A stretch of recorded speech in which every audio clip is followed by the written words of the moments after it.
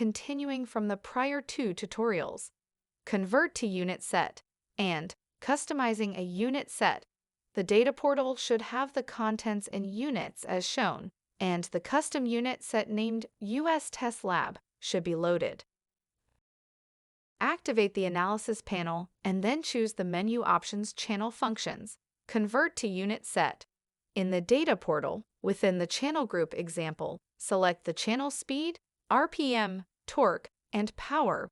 Drag and drop the 4 selected channels to the Convert to Unit Set dialog channel control labeled channels.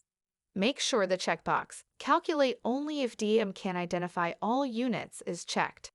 In the section Specify new units from, choose the Unit Set option of US Test Lab. Click the Calculate button to convert the units for the 4 channels.